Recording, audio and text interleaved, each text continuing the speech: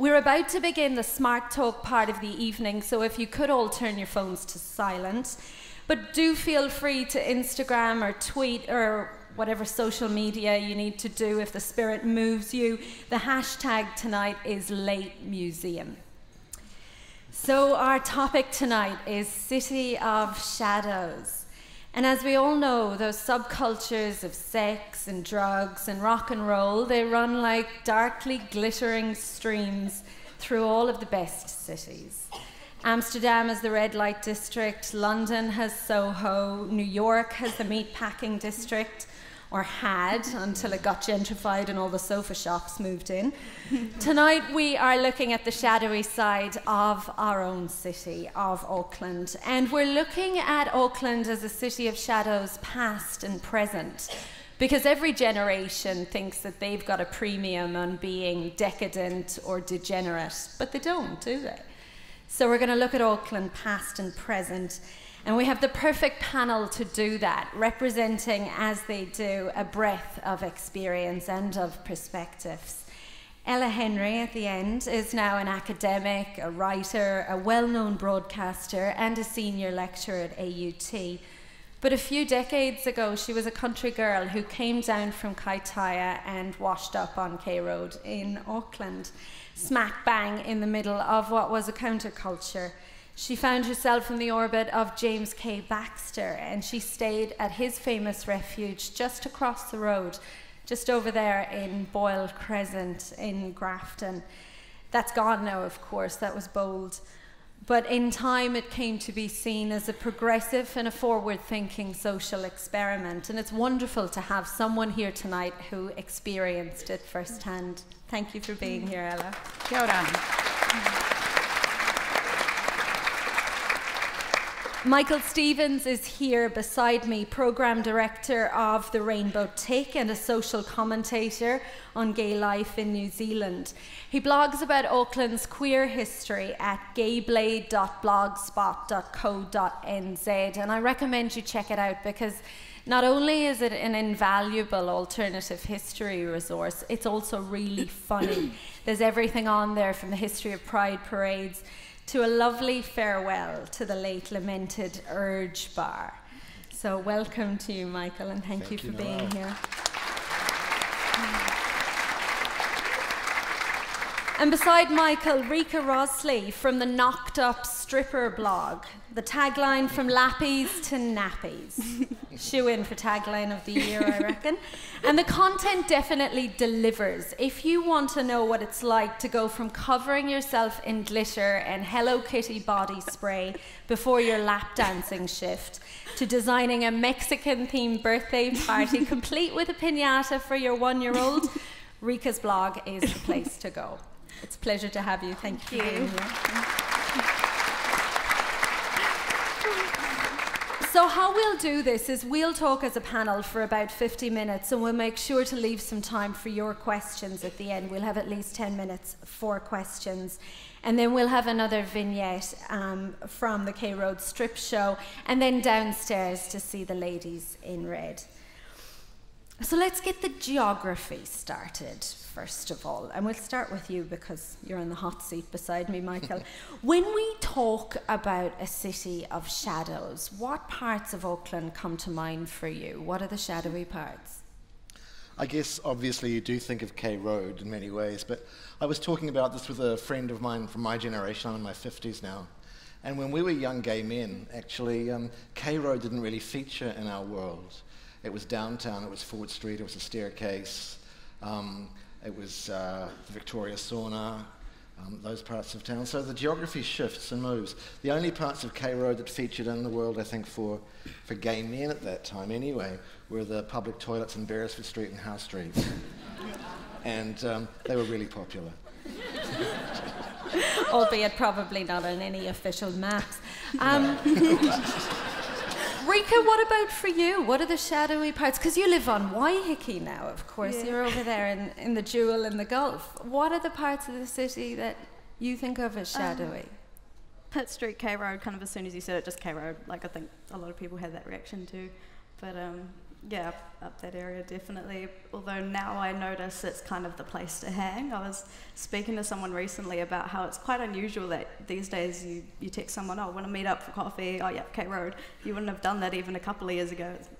K Road? Like, yeah. Yeah. And we'll talk about that as we go through, you know, because I think it's hard to talk about this subject without talking about gentrification. It's certainly in the news. I mean, the K Road you encountered, Ella, take us back. What was it like? When was that, late 60s, early 70s? 1970.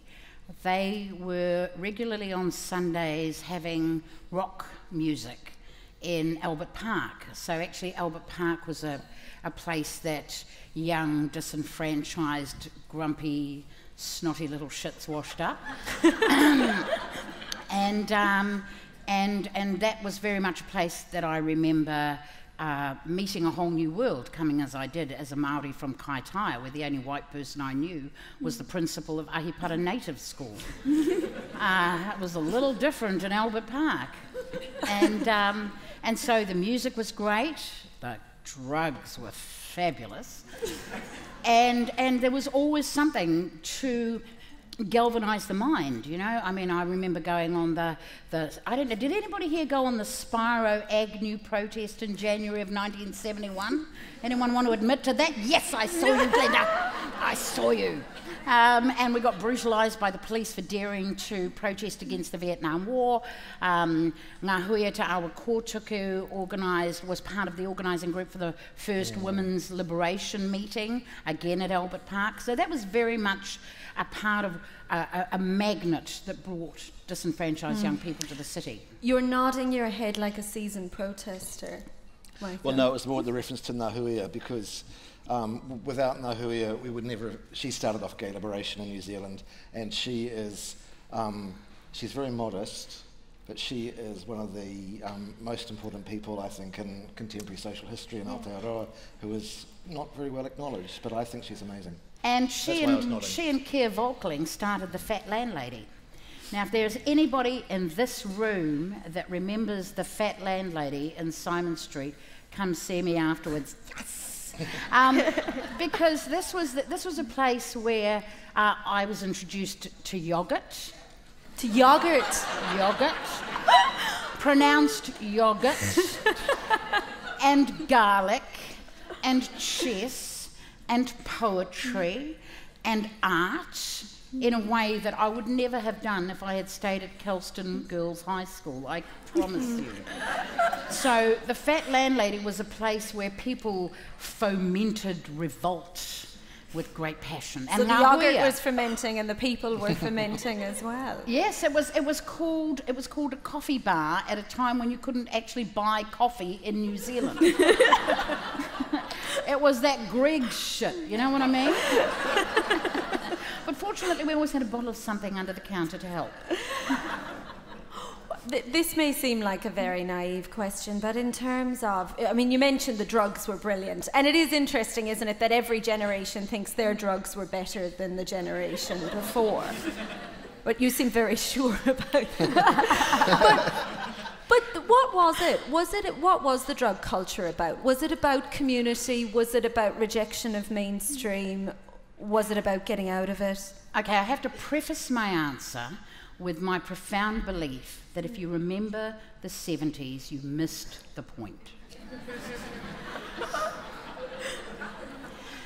It was the generation, or the decade after we got television in this country, and I genuinely believe, after years of studying this phenomenon, that television is probably one of the major contributors to all of the social change of the 70s, because for us as Māori, we got to see other people marching, we got to see, you know, Martin Luther King, we got to see protests, and that was in a little box literally a little box in our living room. And so by the 70s, not only were we going through the trauma of adolescence, but we also felt disenfranchised by what was going on in the rest of the world. So all of that stuff that had bubbled around in the 60s came to a head for me and a lot of my generation in the 70s, when we were just angry at the fact that the world could be blown up, that Vietnam, you know, boys were being sent to die, that whales were being hunted to extinction. There was just so many things to be pissed off about. And the panacea was, I'm sorry, but the 70s were the best drugs. I'm sorry, they were. When you compare the rubbish that kids are taking these days, and I actually feel sorry for them. I haven't taken drugs for decades. But really, I see young people now using an assortment of petrol-based, you know, just legal stuff. highs. Yeah, just awful stuff. And what happened was we were at the end of everybody's distribution chain. You know, so we got Buddha sticks before we knew they were cool. We got Clear Light before we knew it was a phenomenon. So the tyranny of distance was sorry, the tyranny of distance was working in your favour for once. Yeah, it was a perfect storm of anger and social change and revolt with what was coming out of the kitchens of Europe, which was experiments. They were all, you know, LSD was an experiment that was being used in all sorts of heinous ways that washed up here. You mentioned anger, and I want to come back to that because in both your blogs, I notice anger. I see anger in your blog. I see anger in your blog. I don't know, you haven't blogged recently, but when you were talking about your time in the industry, there's certainly anger there. Yeah, definitely, yeah. And was the blog a helpful way of working that out? Yeah, definitely. Yeah. So I don't even actually swear in real life, but I swear a whole lot in my blogs. No, my brain, I probably do too. Yeah, I never kind of intended it for it to be angry or showing my frustration or anything, but the one thing I did want is just the rawness, and I just wanted to be as honest as I could, and there are a lot of things that made me like super pissed off, and holding on to that isn't going to do anything good for me, and sharing it, it doesn't only help me, but it kind of helps others too. Like, yeah man, this did suck, it's okay to talk about it, like it's okay to admit that and to kind of share how we're feeling with each other about it too. And how long did you work in your industry for? I call it your industry, but it's not anymore. No.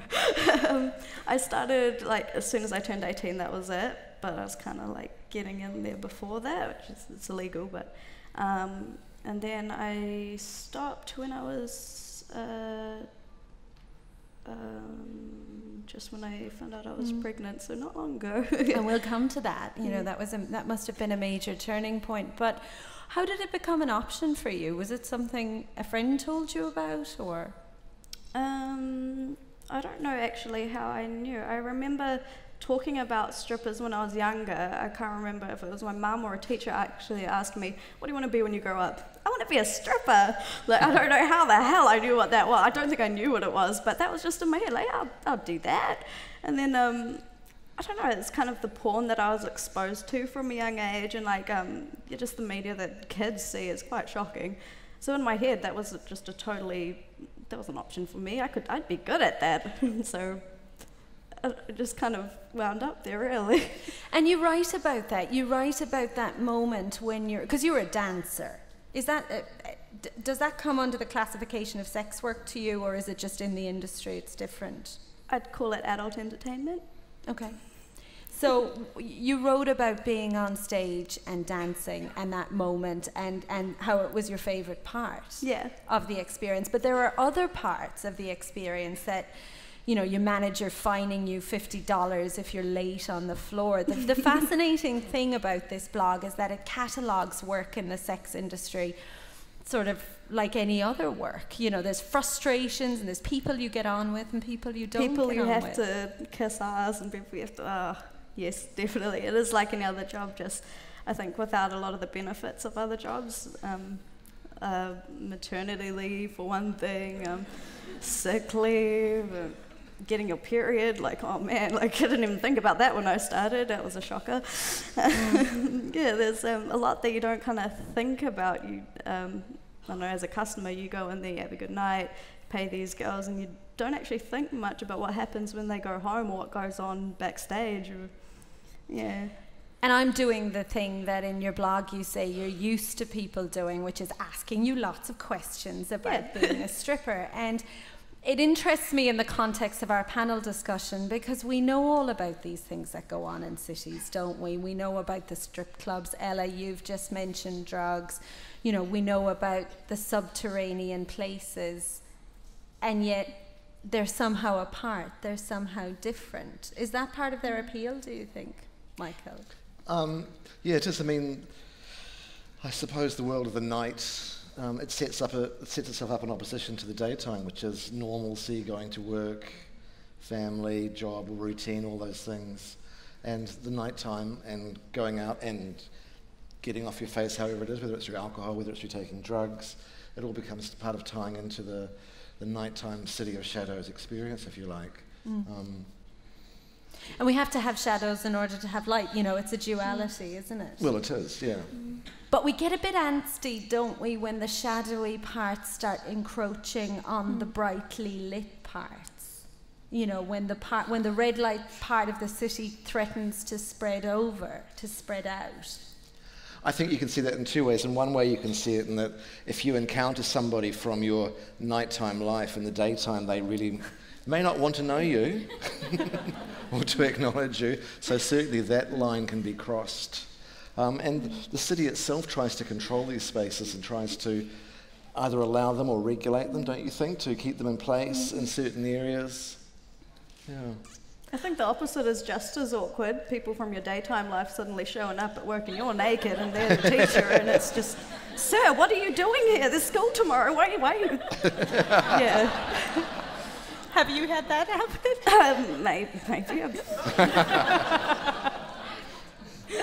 And yet you've made that transition, Ella. You know, you've been very open about your early life, and now I hesitate to call you a member of the establishment, but I'm rock solid now.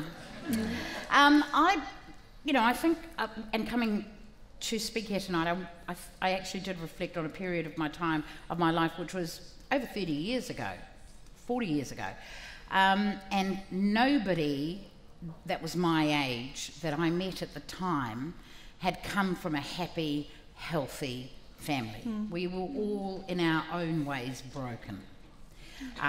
Whether it was, in my case, being dislocated from my community and you know, going from a place like Kaitaia to West Auckland in 1960, where I was the only brown kid in my class and I was made to feel different because of it.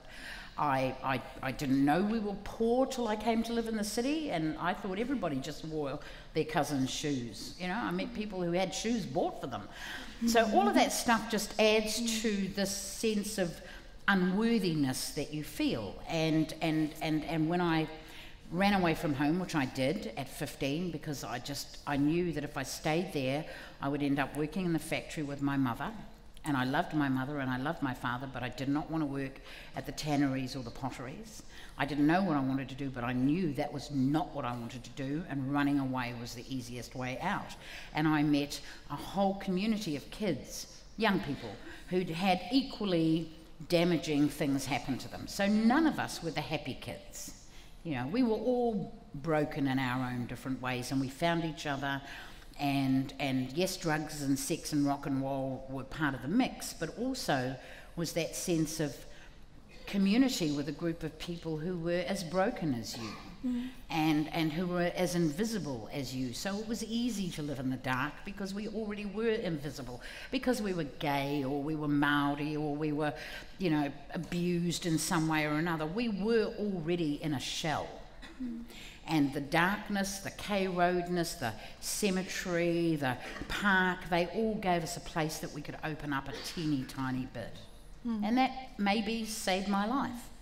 And we haven't mentioned him by name, but James K Baxter comes into the story at this point. Yeah, well, that's a tale, which I'll share a bit of with you. I'd run away from home, and I'd run as far as you could run from New Lynn. I don't know how many of you know New Lynn, but there's only two ways through it. One is to Piha, and the other is to Queen Street. I ran that way. And eventually I ended up in a dark place, and it just happened to be the corner of K Road and Simon Street, where there is a very convenient, nice, quiet little cemetery.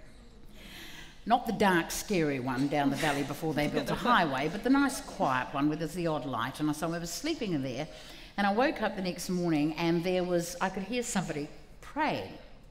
I'd heard people praying, and it was this old fella and he was praying at just a couple of headstones away, and he had the biggest, meanest set of beads I'd ever seen in my life, which I found out later was actually something that priests wear around them, and he was doing his morning prayers, and I woke up and must have made some kind of horrid noise, and he turned around and looked at me, and we looked at each other. He looked at me, I looked at him, he looked at me, and he went, "You must be hungry." And I said, "Yeah." And he said, "Come with me." Now, this was clearly before I thought the world could be filled with, you know, pedophiles and serial killers. I just followed this old guy with the beard and the beads across the bridge from the cemetery to Boyle Crescent, and met a whole group of people who were just like me. I mean, we were 15, 16, 17-year-olds. We were literally children. You know, now that I have children who are 30. Eventually they'll leave home. But at that stage I was in a room full of 15, 16, 17-year-olds, and we just found each other, you know, and one of the boys had a truck, and Hemi was talking about his place up the river, so a few weeks later we tootled off, and back then it was a 3-day drive. A little bit of panhandling for petrol was required along the way, God bless you, Te Awamutu.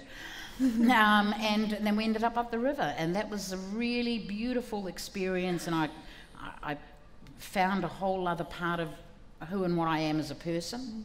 But, you know, the call of the city dragged me back, and then I was back into the maelstrom, because that's what happened. If you were in town, there was just so many things, so many enticements.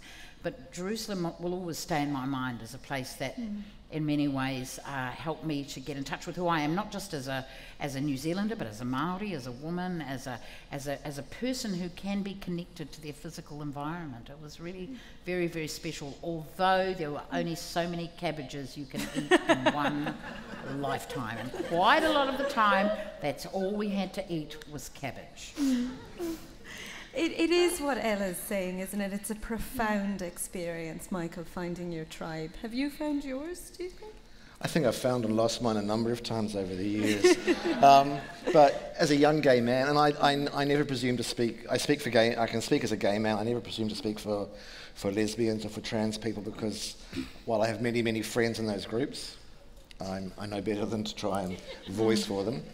But as a young man, as a young gay man, I knew I was illegal. I knew I was deeply disappointing to my parents and my family and my social. So I grew up in St Stephen's Avenue down the road here. I went to King's. I came from a very establishment background in Auckland. And for me, being gay completely cut me away from that world. And so I did go out and I did meet a whole other group of people and a whole other circle of friends. And again, Saturday, I was talking with a friend who's my age, a little bit older, about our youth as young gay men together running around Auckland in the late 70s and early 80s, and the things we got up to and the things that we did. We used to do something called a milk run. We only did it once, but we used to joke about it. It was from Auckland University, where you'd start at Albert Park and you had to have sex in each public toilet. And Albert Park toilets, High Street, down to Custom Street, up to Durham Lane, and get back to Albert Park, and whoever got back first was denoted the winner. I didn't even know we had that many public toilets. My goodness. Oh, well, the ones in Howe Street and Beresford Street used to go off really well too. Can I ask a record?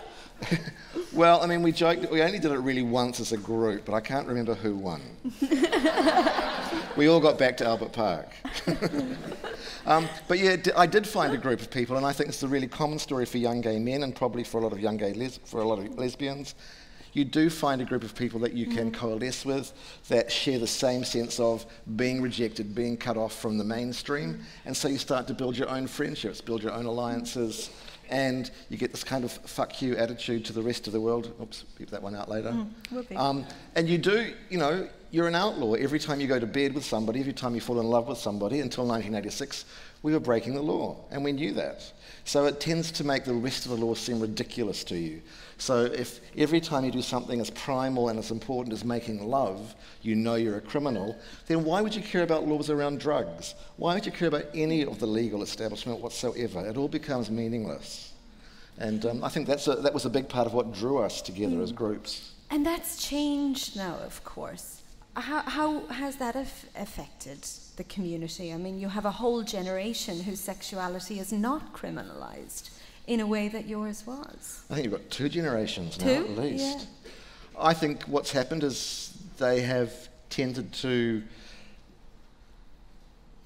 There's a split. I mean, there are certainly young people and people of different sexualities and gender presentations who are still very intensely marginalised and lead very marginalised lives and are oppressed. But a lot of people are also born into families where their parents go, okay, you're gay, I hope you find a nice guy. What about, you know, John in the first 15? Have you thought about taking him out? And that is something, you know, that does actually happen. That kind of thing happens for people, which I could never have imagined happening in my youth. So gay male culture has fractured, I think, and is not transmitted in the same way that it was in the past. Because there's a whole generation, certainly of young gay men, even gay men in their 30s, which look young to me, who have had a very, very different experience of what it means to be a man who loves men. And where do you go? I mean, I know where you go if you want a lap dance, but where do you go if you're a gay man, Michael, and you want a night out now in Auckland? Well, this is the problem. I mean, there is family on K Road, which I... Hey. Which I loathe, personally, but it's not for my age group, really, you see. Where do I go? I don't go anywhere now. So Urge Bar closed. Urge had been running for 17 years. It was Auckland's only male-only bar. It was for men. They would never let me in there. Most times a woman went in and saw the state of the toilets. Lift the seat up again? No, it would be more like there'd be a trough man lying there waiting for people to piss on him. And that would tend to put most women off staying in the bar very long.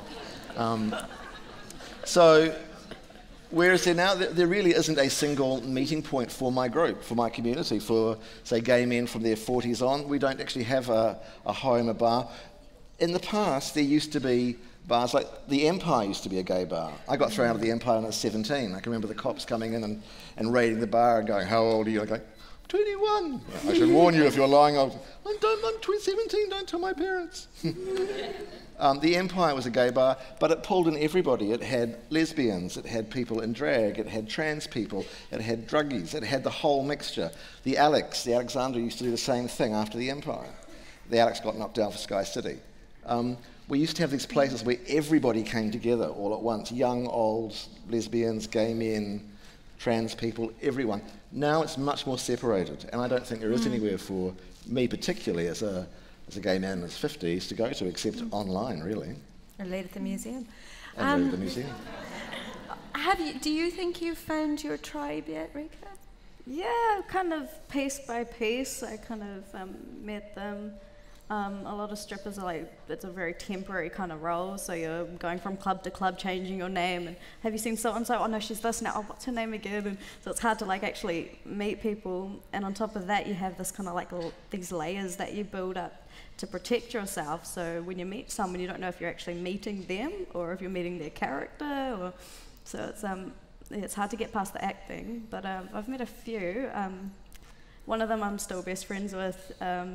One night I was still new and I was nervous, and one stripper yelled at me, "Get backstage, go look after that girl." And I'm okay, so I went down to the changing room, and there's this girl. I thought she was dead. I went and poked her, like, "Are you alive?" And she threw up on me and tried to punch me in the face, and then she tried to kiss me, and then I had to like shove her in the shower. And then she passed out again, and then I went, "Oh, boss, I think we need an ambulance." No, it's a bad look on the club, just she'll be right. I was shocked, like this is like one of my first nights, so but we're still like real good friends now after that. And another one I met at Occupy, we're still protesting then, to be honest. Yeah, protest there, and at the time I was homeless and I didn't really know what was going on, but I went, oh yep, that's a place to stay, I'll go over there. So turned up, and it kind of started like a real good cause and kind of like sizzled out into just like a whole lot of people using the space, just basically doing what I was doing, but a lot of them, I don't know, they had different intentions. So there was one night where a guy tried to drag me into his tent, and out of nowhere this little dude appears with scruffy hair and a leather jacket, and he goes, hey girl, I've been looking for you, where you been? And I was like, I'm your boyfriend, remember? Oh, yes. Thank you, yeah. We were just leaving, and we're still best friends too, so that's kind of like, that's kind of how I met my crew, just where I was at the time, and it just kind of happened. That gap between idealism and, you know, what we know about the reality of human nature that Rika experienced at Occupy, was that present in Boyle Crescent, Ella? Yeah, well, there were a number of things going on. I mean, I remember some of the people that came into that orbit went on to form the Yippie group, which is Bill Lee and Tim Shadbolt. So they were just kind of spotty, callow youth, you know, wanting to fight for the good cause. And then the next minute there was a movement. So if you ended up at their place, you became a Yippie. And then if you ended up at, you know, the fat landlady, you were a hippie. So you literally could go from being a yippie to a hippie by moving 2 streets. That's how organic it was. And the reality is none of us actually thought we had that label until years later when some sociologist came along and wrote the history about it. Well, that's interesting, isn't it? It's retrospective. At the time, we were literally just moving from one gathering to another, and at every gathering was, for me, some kind of, it was a matter of growth. You know, I learned so much that I would never have learned if I'd stayed in the same place I'd been when I was that 15-year-old, a little bit lost out in West Auckland. And what James K Baxter was doing, this idea of one addict being able to help another, which is, you know, the foundational principle of 12-step programs. This was a first, wasn't it? I mean, I never thought of him as actually you know, he never talked about things like addiction. He was kind of a, I mean, I know other people who had other relationships with him, but mine was really positive, and he was always a very kind and gentle soul to me, and I'm incredibly fond of the memories I have of him. But I never had a memory of him saying, you know, and now we're going to deal with your addiction. You know, this is not in his orbit. He would just sit down and start spouting poetry, and or say, I think we should go for a walk. You know, so I think his approach to looking at us was to see us as who we potentially were, not who we were presenting ourselves at that time. And I think that, you know, that I talked about the poem that I love that he wrote about because my name's in it, so, you know, always love the poem that your name's in, was that he was actually writing about the fact that he saw us, and he saw that we were just trying to figure out who we were. And when we got to Jerusalem, we got to let go of that mask and be just the people that we were. And then when we came back to town, those of us that did and got straight back into the same life, we lost ourselves again. And it took me a long time. I mean, I was 29 before I came back to New Zealand after 10 years away. So I was heavily into drugs until I was 20. And then I knew that if I did not leave New Zealand, I would die like a lot of my friends did in the 70s. A lot died. And so I just, you know, was a bum that walked the earth for 10 years. That was a direct theft from Tarantino, those of you who like Pulp Fiction. And that's what I was. I just wandered around, but I wasn't on drugs. I was just soaking up the planet. And then when I came home at 29, I realised I was grown up and I should probably get a proper job. That process that Ella's talking about of finding out who you are, I see that in your blog when I'm reading it, Rika. You know, I suppose the title says it all, The Knocked Up Stripper. But for someone who was dancing, finding out you were pregnant must have been a momentous occasion. A real awkward, weird experience. Basically, I'm going to get real gruesome and yucky here for some of you, sorry, but so like if you're in a group of females and you're a female, your menstrual cycle syncs up. So there's like period week at work and you don't want to be around on period week. Oh my God, like at least 20 crazy women around, you know. So basically I was keeping my head down all week and going, oh my God, oh my God, oh my God. And then the manager walks into the change room and one of the strippers goes, oh miss, guess who missed period week? And I went, oh my God, no, don't say it. And sure enough, I had to take a test and I was like, yep, I'm pregnant. So it came as a real shock, mostly because I was told 2 weeks before that, like, it was very unlikely I'd be able to get pregnant. So, yeah, so that happened. And then, just discovering who I am as a mum and just as a person is it's been a real roller coaster. I'm still going through it, but yeah. Yes, a whole other life. Yeah. Mm-hmm. And do they coexist? I mean, I'm talking to all of you about your experience. You were all very young, weren't you, when you had your experiences? And I mean, it feels weird to call gay culture a subculture, Michael, because it's so visible now. But I suppose at the time it would have been. It was, and I think it still is too. I mean, there's an awful lot of gay male culture that goes on that mainstream culture doesn't know much about. We like it that way. I think to what you said about your friends dying, I mean, my generation was marked by AIDS, and hugely so, and I'm HIV positive. When I was diagnosed in 1987, 88, I can never remember now, I was told I had 2 years to live. And that was the common story around HIV infection in those days. People got sick and died. So for me as a gay man, my world was inextricably linked to death, really, and to illness. And that has followed me all the way through my life into my adulthood. And that's also been part of that sense of feeling alienated to some extent. I mean, these days it's like, hey, I just take my pills and I don't care. But, and thank you, Western medicine, you can keep your hippie shit. I don't want it. It works. I've been incredibly lucky, but yeah, death has played a huge role in, not just in my life, but in like my peers who are alive. So my friend Stephen that I was talking to on Saturday, who's not HIV positive, he's one of the few friends of my generation who didn't get infected through his life. So we were going through remembering people that, you know, and what we had done as young men and who we'd hung out with and who had been influential in our lives, all dead, all gone. And most of them died by the time they were 30.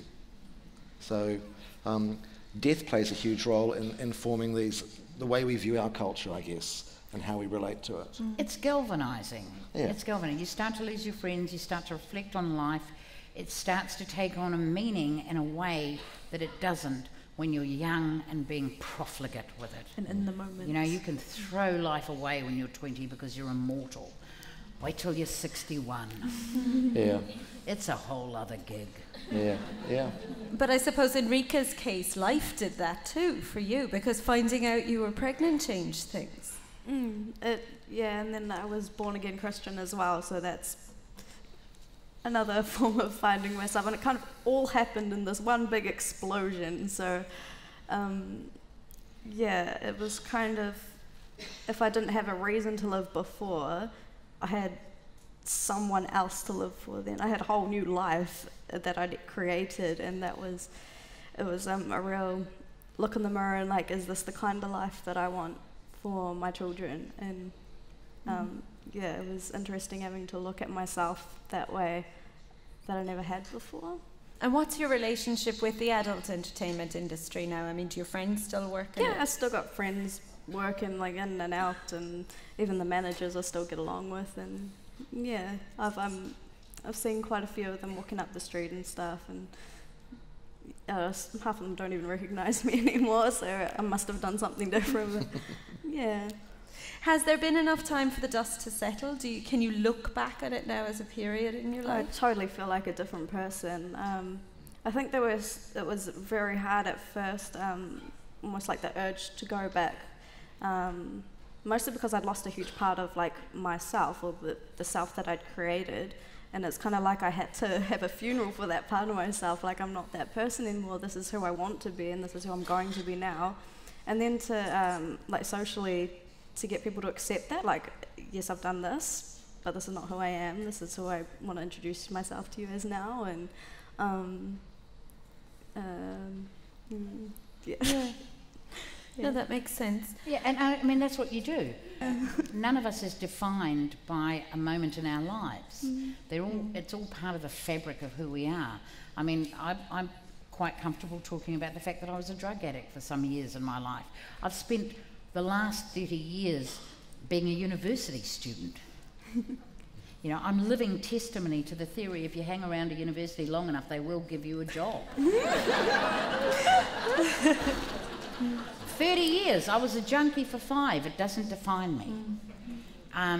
But it's part of the fabric of who I am, and I understand that it's part of the person I've become, so I'm not going to be embarrassed about it or shy or negate the effect that it had on making me who I am today, and I'm not unhappy. Yeah, I could be 20 kilos lighter. We're talking about shame, aren't we? And the ways that shame feeds into how we live our lives around areas of sex and drugs and sexuality.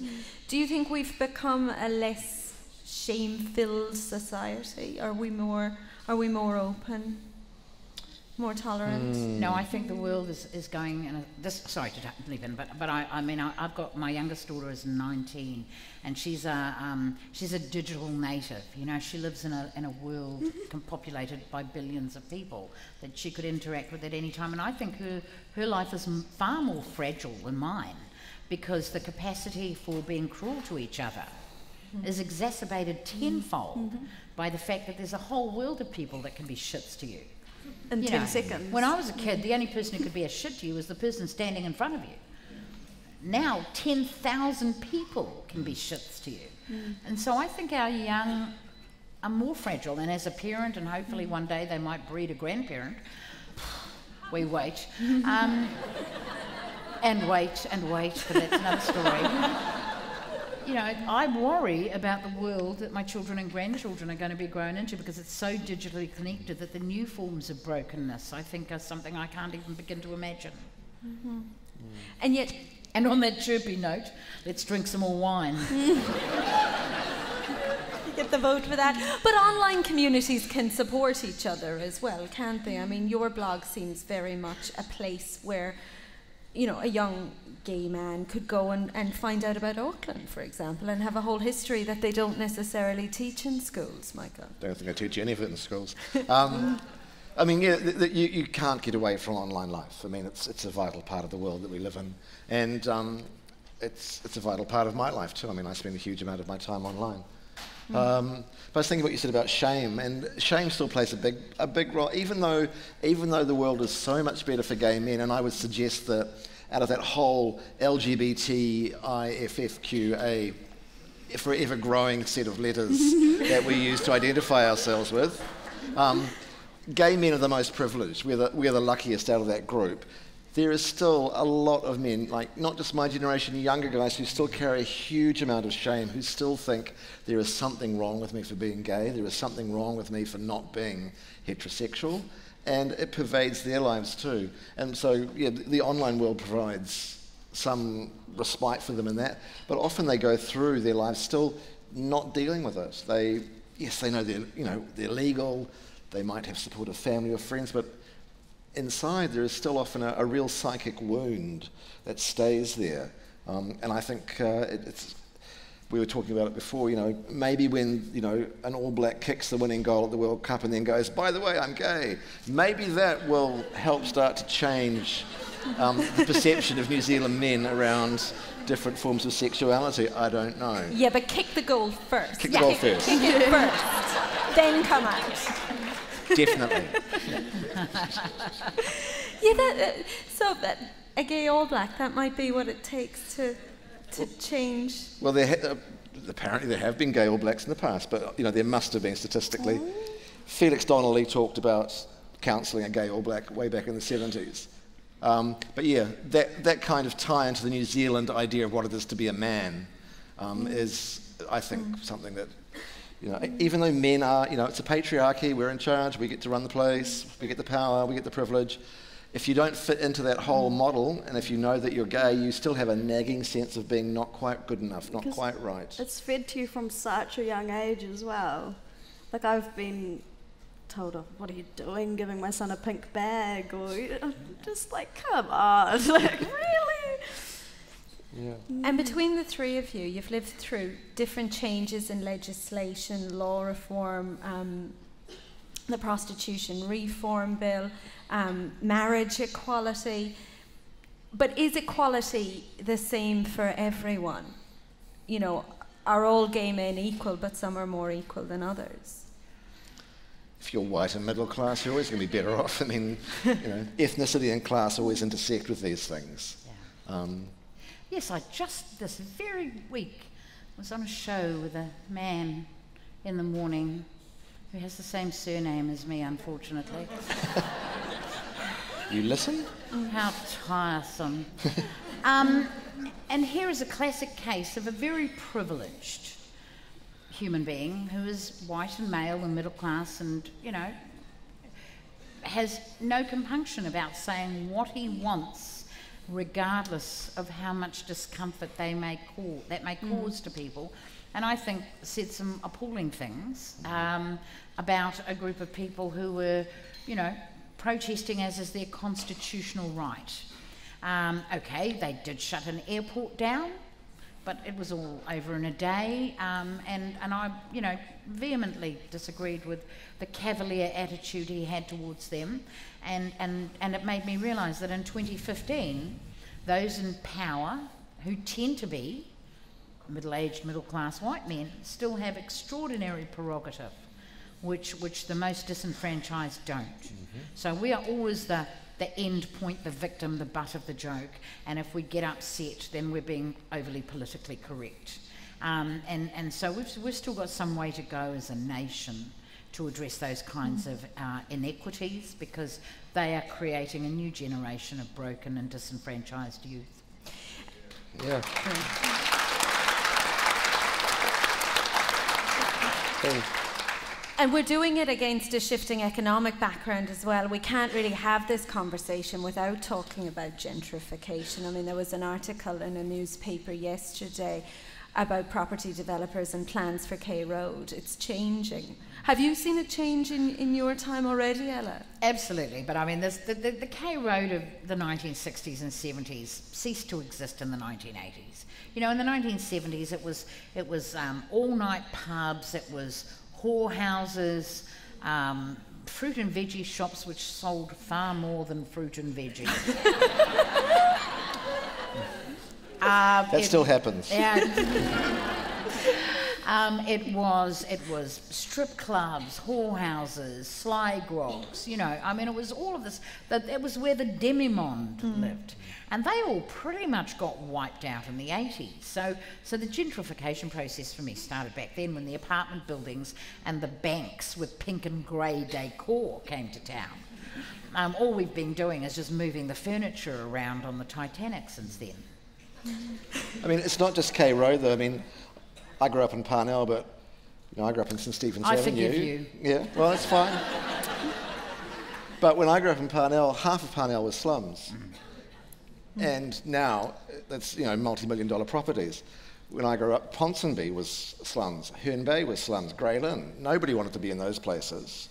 And gentrification, it's a worldwide phenomenon. Inner city, old, people just gravitate to it, and it's just the forces of capitalism. You just can't really get away from it, and particular generations. And why, it's understandable, but it's. But don't the nice, polite people usually move to the suburbs? No, that was when they wanted large properties, but as they've aged, they don't want to mow the lawns anymore.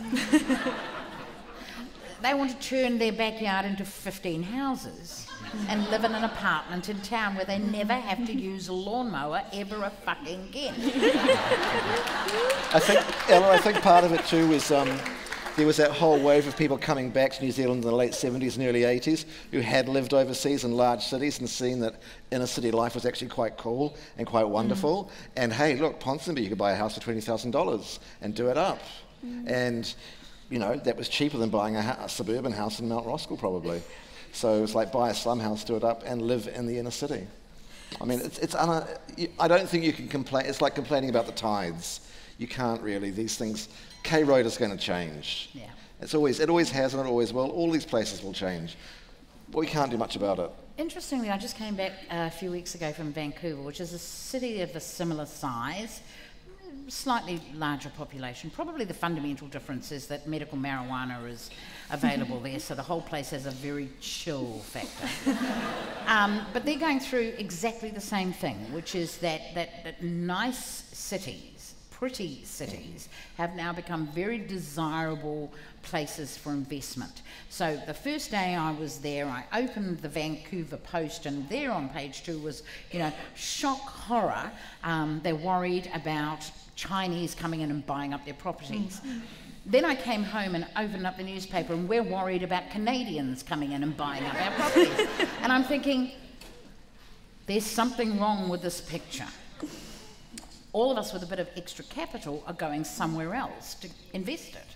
You know, Canadians are coming here, Chinese are going there. The reality is that the global marketplace, as you said, the whole capitalist system is allowing those who are privileged to enhance their privilege.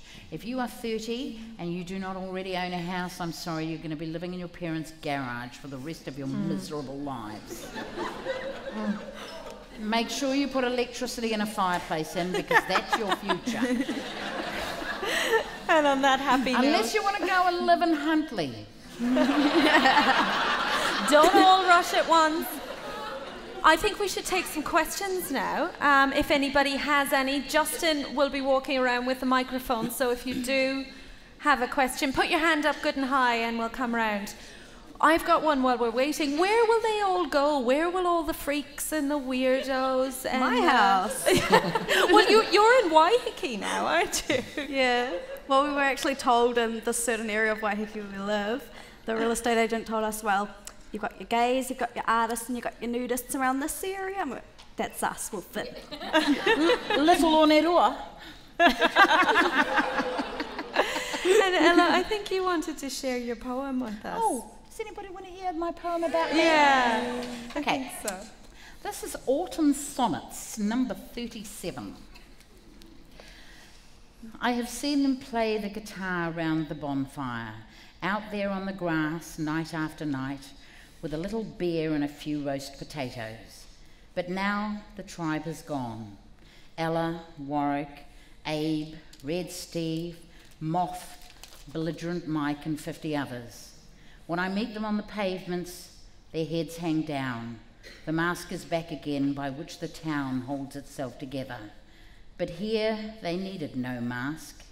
Abe, with one lung deflated, would wheeze all night like a blowhole behind a curtain in the top bunk. But I saw him with a shovel in the bottom of the pit. They dug for the shithouse, tossing earth to the sky, his dark face wrinkled with the tribal smile. I hope Abe is still alive. That was 1971. He may not be. Thank you, James, for remembering us. And thank you, Ella, for sharing it with us.